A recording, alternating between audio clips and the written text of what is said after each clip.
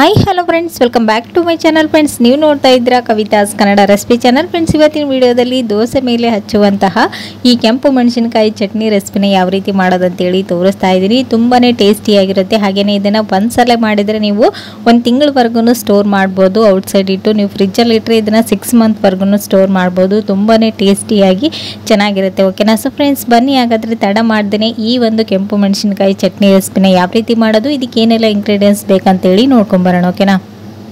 So friends, ಇಲ್ಲಿ ಮೊದಲೇದಾಗಿ ನಾನು ಈ ಒಂದು ಕೆಂಪು ಮೆಣಸಿನಕಾಯಿ ಚಟ್ನಿ ಮಾಡೋದಕ್ಕೆ ಏನೆಲ್ಲ ಇಂಗ್ರೀಡಿಯೆಂಟ್ಸ್ ಬೇಕಂತೇಳಿ ತೋರಿಸ್ತಾ ಇದ್ದೀನಿ. ಇಲ್ಲಿ ನಾನು 2 ಟೇಬಲ್ ಸ್ಪೂನಷ್ಟು ಧನಿಯಾ ಕಾಳನ್ನು ತೊಗೊಂಡಿದ್ದೀನಿ. ಹಾಗೆಯೇ 1 ನಿಂಬೆಹಣ್ಣು ಗಾತ್ರದಷ್ಟು ಹುಣಸೆ ಹಣ್ಣನ್ನು ನೆನೆ ಹಾಕಿಟ್ಟಿದ್ದೀನಿ. ಹಾಗೆಯೇ 2 ಟೇಬಲ್ ಸ್ಪೂನಷ್ಟು ಕಡಲೆಬೇಳೆಯನ್ನು ಕೂಡ ತೊಗೊಂಡಿದ್ದೀನಿ. ಹಾಗೆಯೇ 1 ಗಡ್ಡೆಯಷ್ಟು ಬೆಳ್ಳುಳ್ಳಿನ ಈ ರೀತಿ ಸಿಪ್ಪೆ ಬಿಡಿಸಿ ಇಟ್ಕೊಂಡಿದ್ದೀನಿ. ಹಾಗೆಯೇ 1-2 ಕಡ್ಡಿಯಷ್ಟು ಕರಿಬೇವು ಸೊಪ್ಪನ್ನು ಕೂಡ ತೊಗೊಂಡಿದ್ದೀನಿ. ಇವಾಗ ಇವೆಲ್ಲವನ್ನು ಲೈಟಾಗಿ ಒಂದು ಸ್ವಲ್ಪ ಫ್ರೈ ಮಾಡಿಕೊಂಡು ತೊಗೊಳ್ಬೇಕು. ಇವಾಗ ಒಂದು ಪ್ಯಾನಲ್ಲಿ ಇಲ್ಲದಾಗಿ ಈ ಧನಿಯಾ ಕಾಳನ್ನು ಹಾಕಿ ಈ ರೀತಿ ಬರೋವರೆಗೂ ಫ್ರೈ ಮಾಡ್ಕೊಂಡಿದ್ದೀನಿ. ನಂತರ ಇದೇ ಪ್ಯಾನಲ್ಲಿ ತಗೊಂಡಿರುವಂಥ ಉದ್ದಿನ ಬೇಳೆ, ಒಂದು ಸ್ವಲ್ಪ ಬೆಳ್ಳುಳ್ಳಿ, ಕರಿಬೇವು ಸೊಪ್ಪು, ಹಾಗೆ ಒಂದು 10 ಟೇಬಲ್ ಸ್ಪೂನಷ್ಟು ಜೀರಿಗೆನೂ ಕೂಡ ಹಾಕೊಂಡು ಅದನ್ನು ಕೂಡ ಅಷ್ಟೇ ನೀಟಾಗಿ ಈ ರೀತಿ ಡ್ರೈ ರೋಸ್ಟ್ ಮಾಡ್ಕೊಳ್ತಾ ಇದ್ದೀನಿ. ಇದಕ್ಕೆ ಆಯಿಲನ್ನೇನು ಸೇರಿಸ್ಕೊಳ್ಳೋದು ಬೇಕಾಗಿಲ್ಲ. ಈ ರೀತಿ ಸ್ವಲ್ಪ ರೋಸ್ಟ್ ಮಾಡಿಕೊಂಡ್ರೆ ಸಾಕು. ಇವಾಗ ಇವೆಲ್ಲವೂ ಚೆನ್ನಾಗಿ ಫ್ರೈ ಆಗಿದೆ.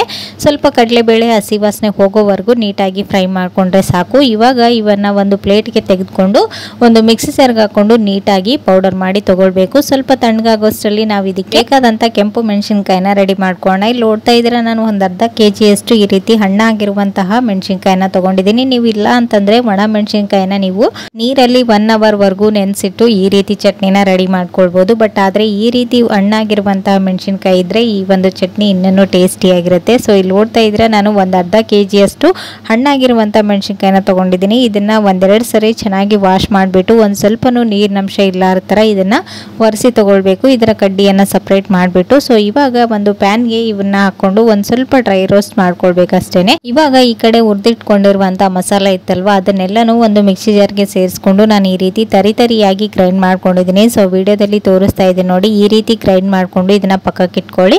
ಇವಾಗ ಮೆಣಸಿನಕಾಯಿನ ನಾನು ಒಂದು ಪ್ಯಾನಲ್ಲೇ ಹಾಕೊಂಡು ಒಂದು ಸ್ವಲ್ಪ ಡ್ರೈ ರೋಸ್ಟ್ ಮಾಡ್ಕೊಳ್ತಾ ಇದ್ದೀನಿ. 1 ಟೇಬಲ್ ಸ್ಪೂನಷ್ಟು ಆಯಿಲನ್ನು ಕೂಡ ಸೇರಿಸ್ಕೊಂಡಿದ್ದೀನಿ.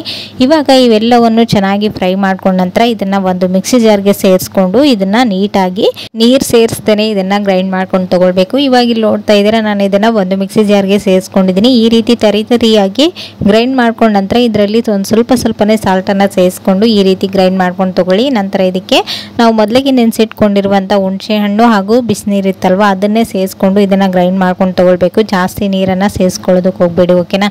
ಇವಾಗ ಇಲ್ಲಿ ನೋಡ್ತಾ ಇದ್ರೆ ಇದಕ್ಕೆ ನಾನಿಲ್ಲಿ ಒಂದು ಸ್ವಲ್ಪ ಬೆಲ್ಲನೂ ಕೂಡ ಸೇರಿಸ್ಕೊಂಡಿದ್ದೀನಿ. ನೀವು ಬ್ಯಾಡಗಿ ಮೆಣಸಿನಕಾಯಿ ತೊಗೊಂಡ್ರೆ ಬೆಲ್ಲನ ನೋಡಿಕೊಂಡು ಸೇರಿಸ್ಕೊಳ್ಳಿ, ಅದರಲ್ಲಿ ಖಾರ ಅಂಶ ಅಷ್ಟೊಂದು ಇರೋದಿಲ್ಲ. ಸೊ ಇಲ್ಲಿ ನಾನು ನಾರ್ಮಲ್ ಮೆಣಸಿನಕಾಯಿನ ತೊಗೊಂಡಿರೋದ್ರಿಂದ ಖಾರ ಜಾಸ್ತಿ ಇದೆ. ಸೊ ಹಾಗಾಗಿ ನಾನಿಲ್ಲಿ ಇಷ್ಟು ಬೆಲ್ಲನ ಸೇರಿಸ್ಕೊಂಡಿದ್ದೀನಿ. ನೀವು ಟೇಸ್ಟನ್ನು ನೋಡಿಕೊಂಡು ಹೆಚ್ಚು ಕಡಿಮೆ ಮಾಡ್ಕೊಳ್ಬೋದು. ಸೊ ಇವಾಗ ನೋಡ್ತಾ ಇರ್ಬೋದು, ಈ ರೀತಿಯಾಗಿ ನೀಟಾಗಿ ಇದನ್ನು ಗ್ರೈಂಡ್ ಮಾಡ್ಕೊಂಡು ತಗೊಳ್ಳಿ. ಇವಾಗ ಇದರಲ್ಲಿ ನಾನು ಅಲ್ಲ ಬೆಳ್ಳುಳ್ಳಿ ಪೇಸ್ಟನ್ನು ಹಾಕ್ತಾ ಇದ್ದೀನಿ.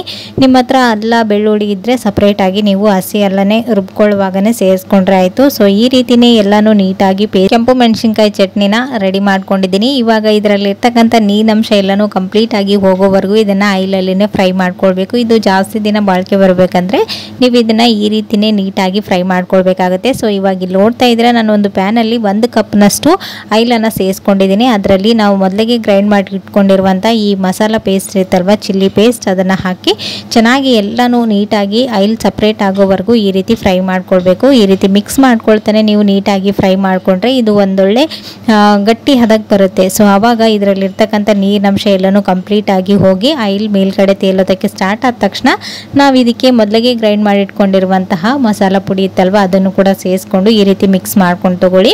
ಇದನ್ನು ಮಾಡೋದಕ್ಕೆ ನಿಮಗೆ 10 to 15 ಮಿನಿಟ್ಸ್ ಟೈಮ್ ಹಿಡಿಯುತ್ತೆ ಅಷ್ಟೇ. ತುಂಬಾ ಟೇಸ್ಟಿಯಾಗಿ ರೆಡಿಯಾಗುತ್ತೆ ಈ ಒಂದು ಕೆಂಪು ಮೆಣಸಿನಕಾಯಿ ಚಟ್ನಿ. ಸೊ ನೋಡ್ತಾ ಇರ್ಬೋದು, ಫೈನಲಿ ಈ ರೀತಿ ರೆಡಿಯಾಗಿದೆ. ಇದರಲ್ಲಿ ಇರ್ತಕ್ಕಂಥ ನೀರಿನಂಶ ಕೂಡ ಕಂಪ್ಲೀಟ್ ಆಗಿ ಡ್ರೈ ಆಗಿದೆ. ಸೊ ಇವಾಗ ಇದನ್ನು ಸ್ಟವ್ ಆಫ್ ಮಾಡಿ ಒಂದು 10 ಮಿನಿಟ್ಸ್ವರೆಗೂ ಇದನ್ನು ಕೂಲ್ ಆಗಲು ಬಿಡಬೇಕು. ಸ್ವಲ್ಪ ಕೂಲ್ ಆದ ನಂತರ ಇದನ್ನು ಒಂದು ಹೇರ್ ಕಂಟೈನರ್ ಕಂಟೈನರ್ ಬಾಕ್ಸಲ್ಲಿ ಹಾಕಿ ನೀವು ಸ್ಟೋರ್ ಮಾಡ್ಕೊಳ್ಬೋದು. ಓಕೆನಾ. ಸೊ ಫ್ರೆಂಡ್ಸ್, ನೋಡಿದ್ರಲ್ವಾ ಈ ಒಂದು ಕೆಂಪು ಮೆಣಸಿನ್ಕಾಯಿ ಚಟ್ನಿನ ಯಾವ ರೀತಿ ರೆಡಿ ಮಾಡ್ಕೊಳ್ಬೋದು ಅಂತೇಳಿ. ನೀವು ಕೂಡ ಮನೆಯಲ್ಲಿ ಒಂದ್ಸರಿ ಟ್ರೈ ಮಾಡಿ ಹೇಗೆ ಬಂತು ಅಂತೇಳಿ ನನಗೆ ಕಮೆಂಟಲ್ಲಿ ತಿಳಿಸಿ. ಓಕೆನಾ.